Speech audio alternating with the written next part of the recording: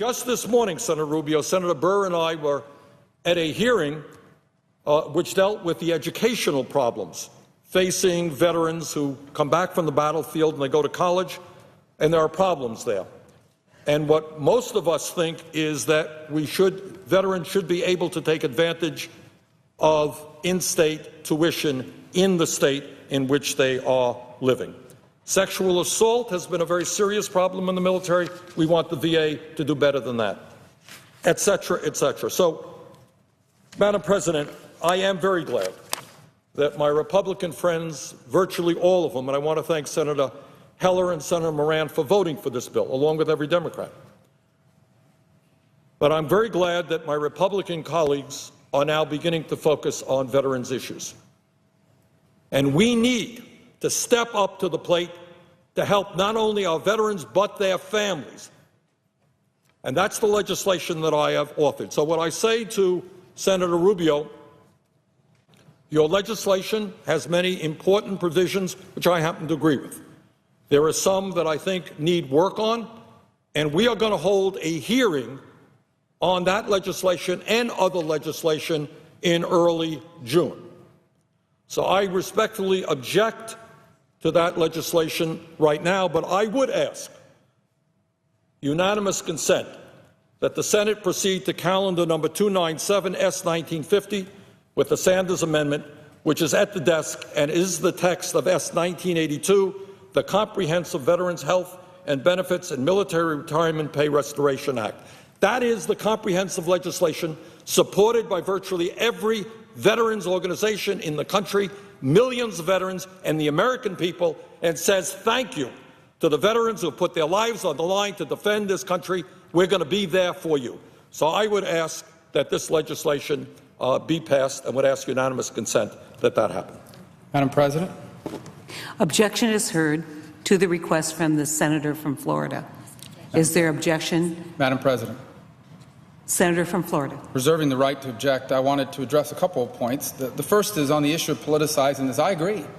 In fact, that's why, for example, I haven't come forward and said, let the Secretary resign. I think sometimes in this process there are times when that's important. There are people that are clearly not doing their job, appointed by the President, and it is our job as overseers of the executive branch and of government to step forward and say that. I've actually said, let's give the Secretary a chance to see what happens here. I may end up asking for his resignation at some point here as more information comes out, but at a minimum, I think he deserves the opportunity, and his successors, whoever that may be, deserve the opportunity to hold the people underneath them accountable. They don't have the power to do that now.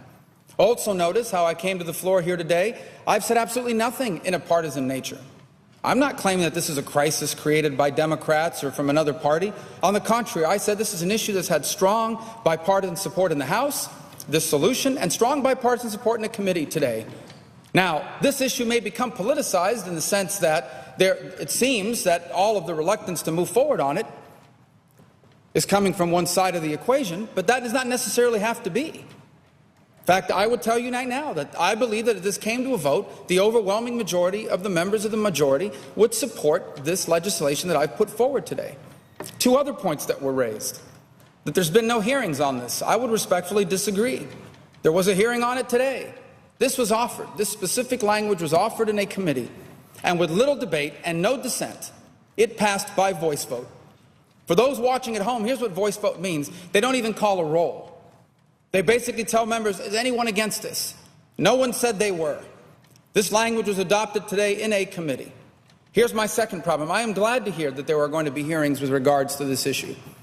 And I think that's important, because I'm not claiming that the bill that I'm asking us to take up today and pass would solve all of the problems. There are still serious systemic problems within that agency, and a hearing needs to address that and find responsible solution to those problems.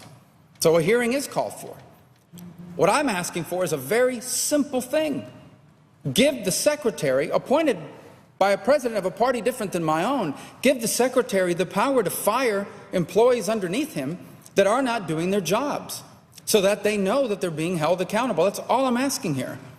That's all this bill does. It's that straightforward. And I don't think that any of us want to go home for the Memorial Day recess, and when we're asked, what are you doing on this issue? Our answer is, well, in about 15 days, we're going to have a hearing on this crisis. Meanwhile, the list goes on and on of the outrages that are coming out of this agency. Every single day, more cases are coming out of veterans that are not being treated fairly, appropriately, and in some cases, in my opinion, criminally, by this incompetence that we see out of some in the Veterans Administration. This is a matter of urgency, because while we are gone on our recess, the President next week is going to get a report, a preliminary report on what's going on. And it may very well be that he wants to see some people fired.